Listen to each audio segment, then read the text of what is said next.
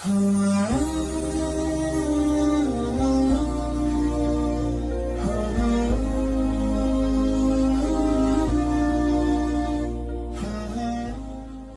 المبارک کے لیے جب میں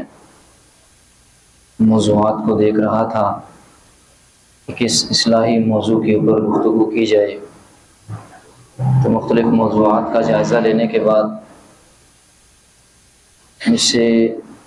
یہ بات گوارا نہ ہوئی، یا میرے ضمیر نے اس بات کو گوارا نہ کیا کہ جب حالات امت مسلمہ کی حد تک آ پہنچے ہوں اور ہمارا قبلہ اول کفار کے ایسے نرغے کے اندر ہو کہ بالکل اس پورے شہر غزہ کو ملیہ میٹ کرنے کے قریب وہ پہنچ چکے ہوں، تو میں اپنی معروضات کو، دیگر معروضات کو، اصلاحی پروگرام کو آپ کے سامنے پیش کروں۔ بہتر سمجھتا ہوں کہ اسی سے متعلق چند گزارشات آپ کے سامنے گوش گزار کرتا ہوں۔ ضمناً یہ بات بھی عرض کر دوں کہ جمعۃ المبارک جو رمضان کا آخری جمعہ تھا، اس میں جو ہم نے آپ صلی اللہ علیہ وسلم کی پورے دن کے جو وظائف اور اعمال تھے، میں نے بہت تفصیل کے ساتھ جن کے چھوٹے چھوٹے اعمال پر بڑا اجر، اور سرکار سارے دن میں کیا کیا اعمال فرمایا کرتے تھے، وہ ہم نے تذکرہ کیے تھے۔ آپ احباب نے ماشاءاللہ ان کو خوب پسند بھی کیا، اور بہت سارے احباب نے ان کا مطالبہ بھی کیا دوبارہ اس کو سننے کا اور اس کو سیکھنے کا، یاد کرنے کا۔ تو جن احباب کا ذوق ہو تو وہ اس کو مزید بھی وہاں سے دیکھ کر کے سوشل میڈیا سے اس کو دوبارہ سے اس کی یاد بھی کر سکتے ہیں، اس کو اپنی زندگی کا وظیفہ بھی بنا سکتے ہیں۔ 7 اکتوبر 2023 جب غزہ پر جو ہے نا وہ صہیونیت کی ظلم اور بربریت کی ابتدا ہوئی، اس سے لے کر آج تک 1 لاکھ کے قریب جو ہے نا وہ مسلمانوں کو، بلکہ وہاں پر کام کرنے والے غیر مسلم بھی جو دیگر امدادی کارروائیوں میں حصہ لینے والے یا صحافی حضرات یا دیگر شعبہ زندگی سے تعلق رکھنے والے لوگ تھے، ان سب پر ایسا ظلم و ستم ڈھایا گیا کہ نہ بچوں کو بخشا گیا، نہ بڑوں کو، نہ خواتین کو، نہ ماؤں بہنوں کو، بوڑھوں کو، جوانوں کو، کسی کو بھی، حتیٰ کہ پوری بستیاں ان کی ایسی ملیہ میٹ کر دی کہ کئی 100 سال کی کھنڈرات کا تصور وہ پیش کر رہی ہیں اس وقت۔ اور اس سارے عرصے کے اندر اسرائیل وہ خود عملی طور پر اور ان کے وہ ممالک خاص طور پر امریکہ کے تعاون سے، عملی تعاون سے، وہ اس ظلم اور بربریت کی داستانیں رقم کر رہا ہے، اور اس کی مثالیں ہمارے سامنے ہیں کہ ابھی عالمی عدالت انصاف جو ہے اس نے جب اسرائیل کے خلاف فیصلہ دیا تو امریکہ کے صدر نے اسرائیل کی جو عالمی جو عدالت ہے اس کے جتنے افراد ہیں، اہلکار ہیں، سب کے اوپر پابندیاں لگا دی۔ یعنی پوری دنیا کے اندر ظلم اور بربریت کے نظام کو قائم کرنے میں اور مسلمانوں پر ظلم ڈھانے میں اور انصاف اور حق کا ساتھ دینے والوں پر ظلم کرنے میں اور ان کے خلاف کھڑے ہونے میں امریکہ اور اس کے حواری اسرائیل سمیت سب کے سب میدان عمل کے اندر کھڑے ہیں۔ افسوس اس بات کا ہے، یہاں پر یہ بات ذہن نشین رکھیں کہ جو ہمارے مسلم حکمران ہیں نام نہاد، وہ تمام ممالک کے اندر ان کی یہی ایک مشترکہ صورتحال ہے کہ خاموش ہیں۔ کوئی بہت زیادہ بھی اگر اپنے آپ کو اچھا سمجھتا ہے تو بس UN سے جو ان کے سامنے التجائیں کر رہے ہیں اور ان سے جو ہے نا بھیک مانگ رہے ہیں امن کی، اسرائیل کو روکنے کی، اور اس کے علاوہ اس سے زیادہ آگے بڑھ کر کسی عملی اقدام کے اندر وہ شریک نہیں ہے، اپنے کاروباری معاملات اور سیاسی معاملات کے اندر مشغول ہیں۔ اس سارے دورانیے میں جو 7 اکتوبر 2023 سے شروع ہوا، اہل اسلام نے کیونکہ ہاتھ تو بندھے ہوئے، کوئی جا نہیں سکتا، کوئی وہاں پر کام نہیں کر سکتا، جہاد کے لیے، قتال کے لیے نہیں جا سکتا، تو علماء کرام نے جو 3 لائحہ عمل عوام کے لیے پیش کیے، میں ہمیشہ اس کا تذکرہ کرتا رہا کہ 3 کام ہم کر سکتے ہیں، ہم عملی جہاد کے لیے نہیں جا سکتے۔ نمبر 1 ان کے لیے دعائیں کر سکتے ہیں، نمبر 2 ان کی اسرائیلی اور یہودی مصنوعات کا جو وہاں پر ان کے تعاون کر رہی ہیں ان کا بائیکاٹ کر سکتے ہیں، اور تیسرے نمبر پر ہم جو ہے نا مالی امداد ان تک پہنچا سکتے ہیں۔ تو ہم نے ان تینوں کو ہمیشہ آپ کے سامنے ایک لائحہ عمل کے طور پر رکھا، اور جب بھی یاد رکھیں کہ ہم نے کوئی بھی لائحہ عمل پیش کیا تو امت کے اندر موجود وہ ملحد اور وہ نام نہاد اسکالرز جو مغرب کی زبان بولتے ہیں، کافروں کی زبان بولتے ہیں، اور دین بیزار جو طبقہ ہے، انہوں نے ہر ہمارے جو ہے نا مطالبے کے اوپر، ہماری ہر جو ہے نا بات کے اوپر اس کے اندر جو ہے نا اس کے اندر شکوک و شبہات پیدا کرنے کی اور اس کو جو ہے نا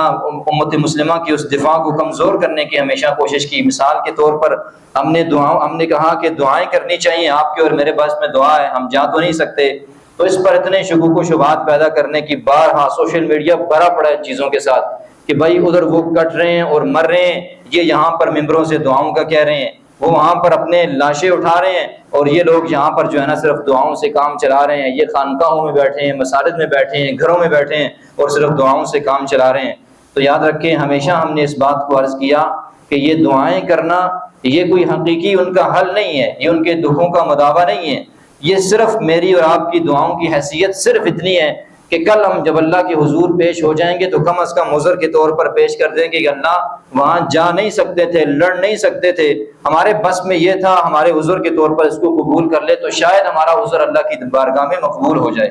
اور اسی طرح یاد رکھیں کہ دعائیں بالکل بے اثر بھی نہیں ہیں، جس طرح پروپیگنڈا کیا جاتا ہے۔ آپ صلی اللہ علیہ وسلم 313 کو لے کر بدر کے میدان میں حاضر ہو گئے، لیکن ان 313 پر بھروسہ نہیں کیا، سامنے 1000 کا لشکر تھا، پوری رات احادیث کے اندر آتا ہے سرکار گڑ گڑاتے رہے، اللہ سے مانگتے رہے، وہ عریش جو چھپر بنایا گیا تھا پوری رات اس ٹیلے کے اوپر سرکار نے رو رو کر مانگ کر گزاری کہ اللہم ان تہلک ہذہ العصابۃ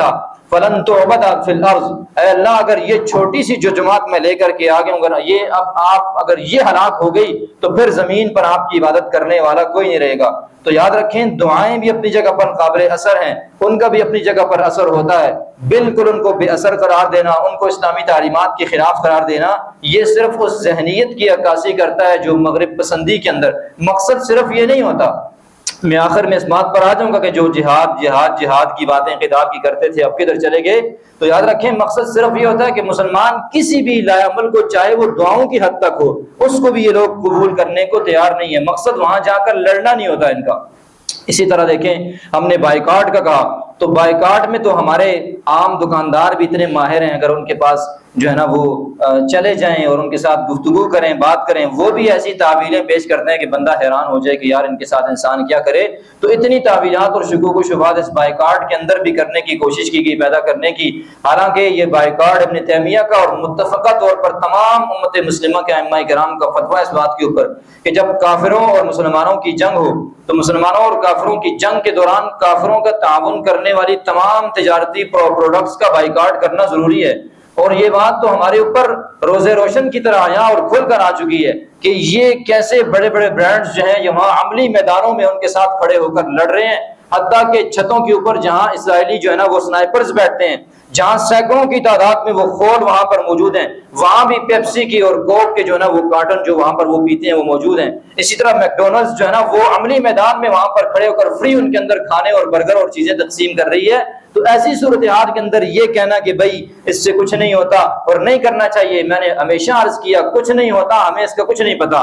لیکن آپ اور میں کیا کر سکتے ہیں؟ ہماری غیرت، اس ایمانی غیرت کا اور اخلاقی غیرت کا اور انسانی غیرت کا تقاضا ہے کہ ہم ایک پیسے کا بھی معاون ان کے اندر نہ بنے۔ تو اللہ تعالیٰ جب بھی ہم نے کوئی لائمت، اسی طرح ہم نے تیسرا پیش کیا کہ آپ مالی امداد جو ہے نا ان کی کریں۔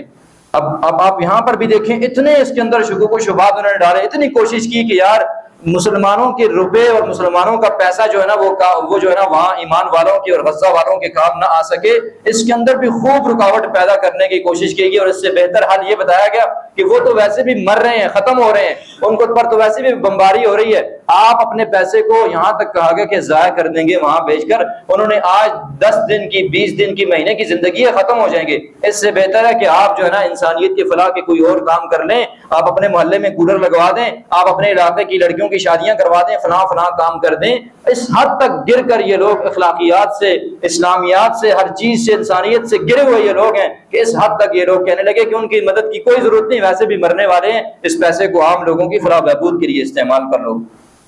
لیکن ایک قابل تحسین بات ہمارے ہاں یہ بھی ہے کہ اللہ تعالیٰ کے فضل و کرم سے ممبر اور مصلی سے لگنے والی آواز ہمیشہ کارآمد رہی ہے،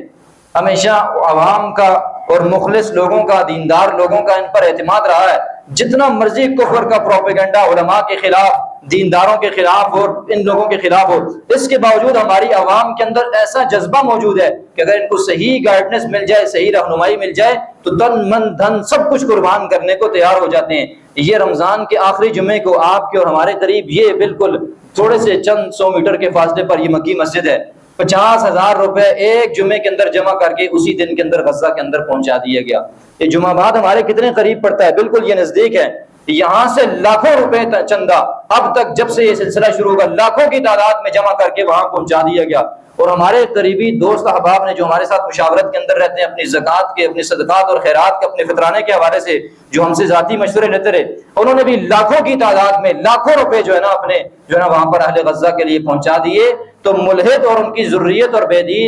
دین بیزار طبقہ جتنا مرضی ہے وہ اپنا زور لگا لے، جتنا مرضی اپنا کام کر لے، مسلمانوں کا، اہل ایمان کا، اہل اسلام کا، ان کا درد رکھنے والے لوگ الحمدللہ آج بھی موجود ہیں، قیامت تک موجود رہیں گے۔ ان کا پروپیگنڈا اور ان کی اسلام دشمن سارے معاملات یہ کبھی بھی جو ہے نا ہمارے آڑے نہیں آئیں۔ حتیٰ کہ اگر حکومتی معاملات کو بھی ہم شریعت کے خلاف تصور کرتے ہیں تو انفرادی طور پر اور ہم جو ہے نا ذاتی طور پر اور ہم الگ طور پر الگ الگ انفرادی حیثیت سے ہم پھر بھی حق کی آواز لگانے کی کوشش کرتے رہتے ہیں۔ حق کے بیان کرنے کا سلسلہ، حق تک پہنچنے کا سلسلہ پھر بھی بند نہیں ہوتا، چاہے ہمارے حکمران بھی اس کے خلاف آ کر کے کھڑے ہو جائیں۔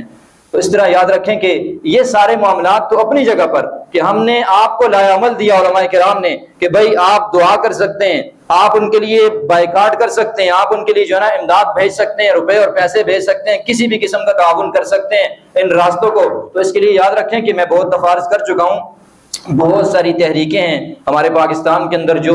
وہاں پر جو ہے نا ان کے کیمپس موجود ہیں، سوشل میڈیا کو آپ دیکھ سکتے ہیں، وہاں پر حقیقی معنوں میں وہاں پر جو ہے نا اہل غزہ کی مدد کے اندر پاکستان کی تحریکیں پیش ہیں اور اپنا کام خوب سر انجام دے رہی ہے۔ اور میں اکثر دارالعلوم کراچی کا مفتی تقی صاحب کا جو ادارہ ہے ان کا جو اکاؤنٹ ہے اس کی میں ہمیشہ ذکر کرتا رہتا ہوں، وہ ہمارے لیے قابل اعتماد بھی ہیں، اور بھی خدمت خلق ہے، اسی طرح اور دیگر بھی بہت سارے ادارے ہیں جس پر آپ کا اعتماد ہو، جس کو آپ سمجھتے ہو کہ یار بہترین انداز میں وہاں کام کر رہا ہے، آپ اس کے ذریعے اپنی امداد کو وہاں پہنچ سکتے ہیں۔ روئے زمین کے اوپر اگر اس وقت کوئی مستحق ہے آپ کے صدقات کا، خیرات کا، نفلی اور واجبی اور زکوٰۃ کا، تو اہل غزہ سے بڑا مستحق یاد رکھیں کوئی نہیں ہے۔ میں نے اس کی ایک آسان ترتیب اپنے دوستوں کو ہمیشہ جو میں نے ترتیب بنائی اس کی یہ بھی میں نے رکھی کہ میں نے یہ کہا کہ اپنی زکوٰۃ کا، صدقات اور خیرات کا آدھا حصہ وہ اپنے قریبی رشتہ داروں پر، اپنے اہل محلہ پر، ان پر لگائیں، باقی پورا جو آدھا حصہ ہے اس کا وہ اہل غزہ کے لیے روانہ کر دیں کہ اپنے علاقے کے جو کمزور اور غربا اور نادار لوگ ہیں ان کی بھی ہمارے اوپر فرائض ہیں، وہ بھی ہمارے لیے قابل احترام ہے، ان کی بھی ضروریات کا خیال کرنا، اور آدھا حصہ اہل غزہ کے لیے بھیج دیں تاکہ ہمارا حصہ وہاں تک جا کر پڑتا رہے۔ اور آخر میں اسی طرح جو ہے نا ان ساری باتوں کے بعد کہ ہم دعا کرتے ہیں، ہم بائیکاٹ کرتے ہیں، اللہ تعالیٰ کی مدد اور نصرت یاد رکھیں اس وقت بھی ہم آنکھوں سے دیکھ رہے ہیں جو اہل غزہ کے ساتھ ہو رہی ہے۔ اللہ کی مدد صرف یہ نہیں ہے کہ مجاہدین اور اہل اسلام اور اہل ایمان جو ہے نا کافروں پر غالب آ جائیں، یہ مدد کی ایک صورت ہے، صرف یہ مدد نہیں ہے مستقل کہ صرف مدد اسی کے اندر منحصر ہے کہ اہل ایمان غالب آ جائیں اور بس قصہ جو ہے نا کافروں کا خلاص ہو جائے۔ یاد رکھیں مدد کی اور بہت ساری صورتیں ہیں۔ مدد کی سب سے بڑی صورت جو آج ہم اس جو ہے نا گئے گزرے مادیت پرستی کے دور کے اندر دیکھ رہے ہیں وہ صبر و استقامت کی وہ عظیم مثالیں ہیں جو اہل غزہ وہاں آج جو ہے نا وہ رقم کر رہے ہیں داستانیں، کہ آپ دیکھیں چھوٹے چھوٹے بچوں کے لاشیں ان کے سامنے پڑے ہیں، پورا خاندان کی، پورے علاقے والوں کی لاشیں سامنے پڑے ہیں، اور اللہ کے سامنے حضور اپنے بچوں اور معصوم بچیوں کی لاشیں اٹھا کر کے پھر بھی وہ مائیں، پھر بھی وہ باپ اللہ تعالیٰ کو، اللہ کے رسول کو گواہ بنا کر کے اللہ یہ آپ کے لیے یہ معصوم پھول ہم نے، یہ معصوم روحیں قربان کر دی ہیں، آپ ہماری ان قربانیوں کو اپنی بارگاہ میں اپنی شرف قبولیت سے نواز دیجئے گا۔ یہ کوئی قربانی نہیں ہے، اس کے ساتھ ہمارے ہزاروں بچے، ہمارے خاندان کے اور بھی لوگ ہوتے سب قربان کر دیتے، ہم آپ کے لیے قربانی دینے سے پھر بھی پیچھے نہ ہٹتے۔ یہ جذبہ اور یہ ہمت اور یہ استقامت کہ لاشوں پر کھڑے ہو کر اور کھنڈرات پر کھڑے ہو کر ان کے بچے، چھوٹے چھوٹے معصوم بچے، وہ مسکراتے ہوئے چہروں کے ساتھ امت مسلمہ کو اور کافروں کے دلوں کو چیرنے والے ایسے پیغام دے رہے ہیں کہ انسان حیران ہو جاتا ہے۔ اور اسی طرح جو ہے نا یحییٰ سموار جب ان کی وہ اس صوفے پر بیٹھے ہوئے آخری جو لمحات تھے وہ ایسے وائرل ہوئے، ایسے اللہ نے اس کو قبولیت بخشی کہ ان کی موت کو اللہ نے عظیمت کا ایسا استعارہ اور نشان بنا دیا کہ چھوٹے چھوٹے بچے یہودیوں کے ٹینکوں کے سامنے اپنے جو ہے نا صوفے رکھ کر وہاں اسی کے انداز میں ٹانگ پر ٹانگ رکھ کے یہودیوں کے منہ پر تمانچے مارنے کے لیے وہاں بیٹھ گئے، اور ایسی جرت کا، عظیمت کا، استقامت کا مظاہرہ کیا کہ آپ اور میں ایسی جرت اور عظیمت کو ہم سوچ بھی نہیں سکتے، عملی میدان میں اترنا تو بڑی دور کی بات ہے۔ اسی طرح صبر و استقامت کے ساتھ ساتھ اللہ تعالیٰ کی مدد کا ایک سلسلہ یہ بھی ہے ان کے ساتھ کہ عالمی سطح پر جو ان کو اخلاقی حمایت جو نا ملی ہے، ایسی ہم آپ میں اور میں، آپ اور ہم میں سے شاید کوئی ایک بھی، میں دعوے سے اگر کہوں تو یہ بات غلط نہیں ہوگی، ایک بھی کوئی ایسا بندہ ہاتھ کھڑا نہیں کر سکتا جو اہل غزہ کے لیے جو مظاہرے ہمارے ملک کے اندر ہوتے رہے اس کے اندر شریک ہوا ہو۔ ہاتھ کھڑا کرتا ہے کوئی شخص اہل غزہ کے لیے؟ ہمارے پاکستان میں، ہمارے شہر میں جو مظاہرے ہوتے رہے، کوئی شریک ہوا ہم میں سے؟ تو کیوں میں پھر ان لوگوں کو خراج تحسین پیش نہ کروں جو کافر ہونے کے باوجود، جو غیر مسلم ہونے کے باوجود اپنے نوجوان وہ ڈگریاں، اپنا مستقبل، اپنا کریئر داؤ پر لگا کر کے وہ وہاں پر احتجاج کر کے اور وہاں پر جیلوں کو بھرنے کے لیے تیار رہے کہ ہزاروں اور لاکھوں کی تعداد میں سڑکوں پر وہ لوگ نکل آئے۔ عالمی سطح پر کافروں کا یہ حال ہے، آپ مسلمانوں کو چھوڑ دیں، ان کا حالت تو میں تذکرہ کرنے سے بھی رہ گیا ہوں۔ تو یہ صورتحال ہے کہ عالمی سطح پر اللہ نے، اور اسی طرح ان کی جو مظلومیت تھی اور اسلام کا اور کفر کا جو موازنہ تھا کہ اس دور کے اندر ظالم کون ہے، مظلوم کون ہے، انسانیت کے نام پر انسانیت کو کچلنے والے درندے کون ہیں، اور انسانیت کے نام پر اور انسانیت جن کو سمجھا بھی نہیں جاتا وہ لوگ کون ہیں۔ تو ظالم اور مظلوم کا فرق بھی عالمی سطح پر لوگوں کو جو ہے نا محسوس ہو گیا اور پتہ چل گیا کہ کون ظالم ہے اور کون مظلوم ہے۔ تو اللہ تعالیٰ کی مدد اور نصرت کی یہ صورتیں بھی یہاں پر موجود ہیں۔ اور آخر میں یہ بات کہ وہ ملحد اور وہ سیکولرز جو ہے نا ہمیشہ علماء پر اور دینداروں پر اور بعض خاص طبقات کے اوپر یہ اعتراض اٹھاتے رہے، بڑی اہمیت کی حامل بات ہے کہ یہ دعاؤں کا کہہ رہے ہیں، بائیکاٹ کا کہہ رہے ہیں اور مالی امداد کی باتیں کر رہے ہیں، جہاد کی بات کیوں نہیں کرتے، قتال کی بات کیوں نہیں کرتے؟ تو وہ وقت بھی آ گیا۔ مفتی تقی صاحب نے آج سے 1 سال پہلے بھی جو ہے نا وہ جہاد کا فتویٰ دے دیا تھا، لیکن متفقہ طور پر تمام مسالک نے، کل جو اتحاد امت کانفرنس ہوئی ہے اس کے اندر متفقہ طور پر سب نے اسلامک جو اسٹیٹ ہے اس کے لیے جہاد کا فتویٰ دے دیا ہے۔ تو اب یہاں پر بھی تھوڑے سے سوالات ہیں ہمارے، میں آپ کے ذہن میں ڈال دیتا ہوں، آپ کو اس پر سوچنا بھی چاہیے کہ دیکھیں ہمیں شروع سے بچپن سے آج تک جب سے ہماری یہ اسٹیٹ جو نا ریاست قائم ہوئی ہے، ہمیں یہ سبق پڑھایا گیا کہ اسلامک اسٹیٹ کے اندر تصور اور جہاد کا نظریہ یہ ہے کہ عام آدمی پر کوئی جہاد نہیں ہے۔ آپ سارے بھی یہی مانتے ہیں کہ ہماری جو فوج ہے اس کو جہاد کرنا چاہیے، اس کو قتال کرنا چاہیے، ان کو رکھا اس لیے ہمارے خون پسینے اور ہماری بچوں کے نوالوں سے ہم نکال کر کے ان کے منہ کے اندر ڈالتے ہیں۔ کس لیے؟ یہ سارے جو مختلف قسم کے جو ڈبے بنا کر کے رکھ دیے اور ایٹمی ہم فلاں بن گئے، تو یہ سارے کس لیے؟ اس لیے تھے نا کہ امت مسلمہ کے لیے اور اہل ایمان کے لیے مداوع ہو سکے گا اس کے ساتھ۔ تو یاد رکھیں ہمیں تو یہ سبق پڑھایا گیا کہ آپ عام عوام کے اوپر تو جہاد فرض ہے ہی نہیں ہے، اور آپ لوگ بھی یہی مانتے ہیں اور ان کا بیانیہ بھی یہی ہے کہ عام آدمی پر جہاد نہیں ہے۔ جہاد کا اعلان جو ہے نا وہ اسلامک اسٹیٹ کرتی ہے، حکمران کرتے ہیں، عام گروہ، عام لوگ، عام جتھا، عام علاقے کے لوگ کہیں بھی جہاد کا اعلان نہیں کر سکتے، چاہے صورتحال کیسی ہو۔ تو اب یاد رکھیں آپ نے ہمارے جہاد کے عام لوگوں کے فریضے کو ہم سے لے کر کے وہ ہماری فوج کو دے دیا، حکمرانوں کو دے دیا۔ حالانکہ ایک تصور یہ بھی ہے، یہ بات بھی حقیقت ہے کہ فرائض جو فرض آپ کے اوپر ہے، میرے اوپر ہے، وہ ہم اپنی مرضی سے لکھ کر کے کسی اور کے سپرد نہیں کر سکتے۔ نماز آپ کے اور میرے اوپر فرض ہے، حالات جیسے بھی ہو جائیں، یہ ہم لکھ کر کے کسی اور کو نہیں دے سکتے کہ یہ میرا فریضہ آپ سر انجام دیں دیں، یہ نہیں ہو سکتا۔ لیکن چلیں آپ کے بیانیوں کو ہم نے مان لیا کہ میرے اور آپ پر جہاد نہیں ہے، تو جن لوگوں پر ہے، اب تو امت کے علماء نے اور بڑے بڑے اکابرین علماء نے ان کے لیے فتویٰ دے دیا، تو اب ان کو جہاد کرنا چاہیے کہ نہیں کرنا چاہیے؟ ان کو کرنا چاہیے، نکلنا چاہیے امت مسلمہ کے لیے۔ لیکن عجیب و غریب صورتحال یہ، یہاں ایک سوال میں چھوڑتا ہوں آپ حضرات کے لیے بھی، ان لوگوں کے لیے بھی، کہ چلے امت کے ان اکابر نے اس بیانیے کو تسلیم کیا کہ جہاد کا کام اسلامک اسٹیٹ کا ہے، لیکن اب فتویٰ بھی دے دیا گیا۔ اب اس کے بعد ایک سوال اور اٹھتا ہے جس کا جواب ہمیں چاہیے، اور ہمیں اس سوال کا جواب ہمیں جو ہے نا ملنا چاہیے امت کے اکابرین کی طرف سے، ان بڑوں کی طرف سے جنہوں نے کہا کہ آپ سے جہاد کا فریضہ ثابت اور ان لوگوں کے پاس چلا گیا، تو بالفرض اب جیسے فتویٰ ان کو مل گیا اور یہ لوگ اب بھی جہاد نہیں کرتے، تو اسلامک اسٹیٹ جہاد فرض ہونے کے بعد بھی جب جہاد نہ کرے تو پھر کیا ہوگا؟ کیا یہ فرض واپس فوج سے اور اہل اقتدار سے نکل کر واپس عوام کے پاس آ جائے گا، اختیار یا نہیں آ جائے گا؟ اس سوال کا جواب آپ کو اور مجھے آج بھی درکار ہے، امت کے اکابرین کو آج اس پر غور کرنا چاہیے کہ آپ نے ہمارے جہاد کا اختیار نکال کر کے مقتدر حلقے کو دے دیا، تو جب وہ اپنا فرض اور واجب کو ادا کرنے سے قاصر اور فتویٰ بھی ان کو مل گیا ہو، تو پھر یہ فرض واجب عام عوام کی طرف کیوں نہیں لوٹ سکتا کیوں ہم عوام اس حق کے لیے کھڑے نہیں ہو سکتی؟ اس سوال کا جواب آج ہمیں درکار ہے۔ تو یاد رکھیں کہ ان لوگوں کو، ٹھیک ہے آپ اور میرے اوپر ضروری نہیں ہے، ہم نے اپنی آمدن میں سے اربوں خربوں روپے سالانہ ان کے بجٹ کے لیے رکھے، ان کو ہم نے پالا پوسا تیار اس لیے کیا، اپنے خون پسینے کی کمائی میں سے جی ہماری طرف سے ہم نہیں کرتے نہ کریں، دفاعی جہاد تو کر سکتے ہیں۔